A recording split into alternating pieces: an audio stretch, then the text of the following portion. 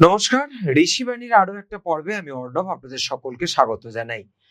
আপনারা জানেন এই অনুষ্ঠানে আমরা এক একটি পর্বে আপনাদেরই বিভিন্ন রকম সমস্যা বা তার প্রতিকার বা কি কি সমস্যা আপনাদের জীবনে চলার পথে আসতে পারে সেগুলো নিয়ে আলোচনা করি।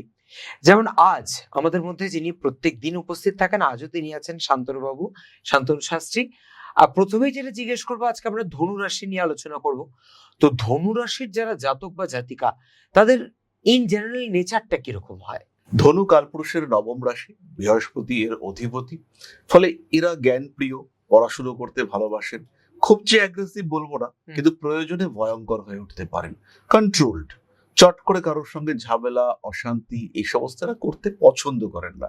কিন্তু মানুষগুলোকে দেখলেই একটা সম্ভ্রম জেগে ওঠে এদের মধ্যে। না একটা জ্ঞানের প্রকাশ দেখতে পাওয়া যায়, দেখলে পরেই মনে হয় হ্যাঁ না, মানুষটা এডুকেটেড, মানুষটার বেশ গাম্ভীর্য আছে, অ্যাট্রাকটিভ পার্সোনালিটি। এটা ধনু। ভীষণ অনেস্ট, ভীষণ কন্ট্রোলড, ভীষণ সিস্টেমেটিক, এবং তার সঙ্গে সঙ্গে এরা যে প্রতিবাদী নয় তাও কিন্তু না। তার সঙ্গে সঙ্গে ধনু রাশি বা লগ্নের মানুষদের একটা খুব ভালো কোয়ালিটি আমার ভীষণ পছন্দ, এরা নিজেকে ভালোবাসতে জানেন। এরা নিজেদের কেয়ার করেন, নিজেদের শরীর স্বাস্থ্য, নিজেদের জ্ঞান, নিজেদের ক্যারিয়ার, নিজেদের চিন্তা ভাবনা, এগুলো এদের কাছে মান্যতা পায়।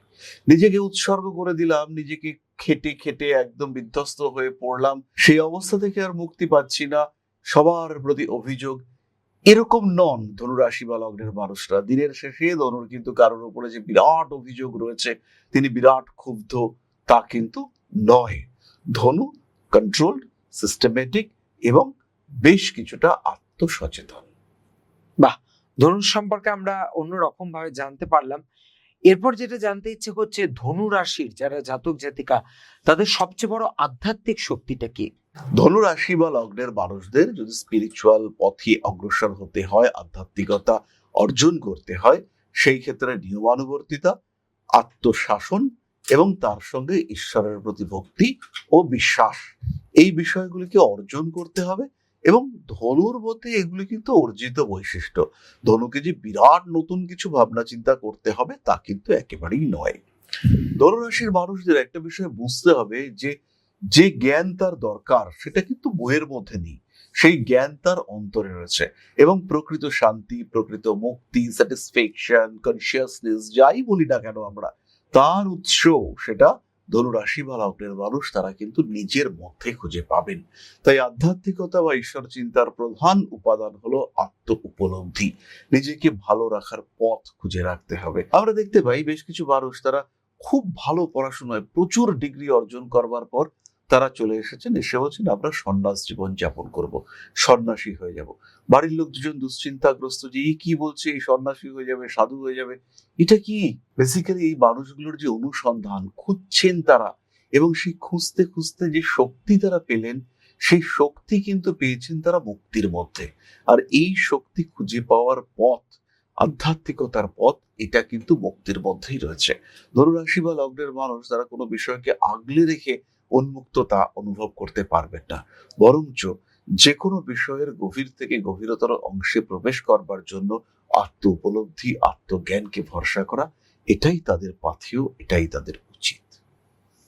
খুব দুটো গুরুত্বপূর্ণ দিক সম্পর্কে আমরা জানলাম।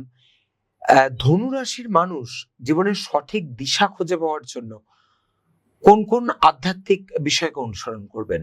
এই ক্ষেত্রে ধনুর সঠিক দিশা প্রাপ্তির জন্য যদি আমরা বলি যে গুরু দরকার বা একজন গাইড দরকার, সেই গাইড কিন্তু ধনুর মধ্যেই আছে। ধনুর শিক্ষক স্বয়ং ধনু। বাস্তব অভিজ্ঞতা, প্রতিকূল পরিস্থিতি, প্রকৃতি, এই সমস্ত থেকে ধনু আত্মজ্ঞান লাভ করেন, এবং তার মাধ্যমেই ধনুর শিক্ষা প্রকৃত শিক্ষায় পর্যবসিত হয়। ধনু স্যাটিসফ্যাকশন খুঁজে পান, ধনু সন্তুষ্টি, পরিতৃপ্তি, আত্মিক তৃপ্তি খুঁজে পান। অন্যান্য মানুষদের যেখানে গুরু না হলে আত্মজ্ঞান লাভ কোনোভাবেই সম্ভব হয় না, ধনু কিন্তু অনেক আগে থেকেই পরিণতি প্রাপ্ত হয়েছেন। ধনুর কাছে এসে বহু মানুষ বলেন আমি তোমাকে কি শেখাবো, তুমি তো আমার থেকে বেশি জানো। বিশেষ করে দর্শন উপলব্ধি, ধনু যুক্তিবাদী, এবং তার এই দার্শনিক উপলব্ধি সেটা কিন্তু অন্যদের থেকে টোটালি ডিফারেন্ট। এবং ধনুর চেতনা, ধনুর চেতন সত্তা, তার যে প্রশ্ন, তার উত্তর দিতে গিয়ে বারবার বহু বড় বড় চিন্তাবিদ তারা কিন্তু চুপ করতে বাধ্য হন, বিতর্কে বারবার তারা পরাজিত হন। ধনুরাশি বা লগ্নের মানুষদের এই যে আত্মজ্ঞান উপলব্ধি করবার চেষ্টা, এটাই তাদের ইউএসপি, এটাই কিন্তু তাদেরকে একটা আলাদা জায়গা এনে দেয়। আর আত্ম উপলব্ধির মাধ্যমেই তারা খুঁজে পাবেন সঠিক দিশা। কি করছি, ভুল করলাম না ঠিক করলাম, এই চেতনা, এটা যখনই আমরা বাড়িয়ে তুলতে পারবো, ধনু কিন্তু ততটাই স্থিতিশীল হয়ে উঠবেন। তাহলে আপনারা জেনে নিলেন হ্যাপি লাইফ পেতে গেলে ধনুরাশির যারা জাতক জাতিকা তারা ঠিক কি করতে পারেন।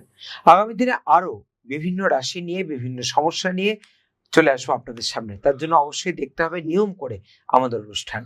ভালো থাকবেন সবাই, আজ এখানে শেষ করলাম। নমস্কার। নমস্কার। জয় মা আদিশক্তি।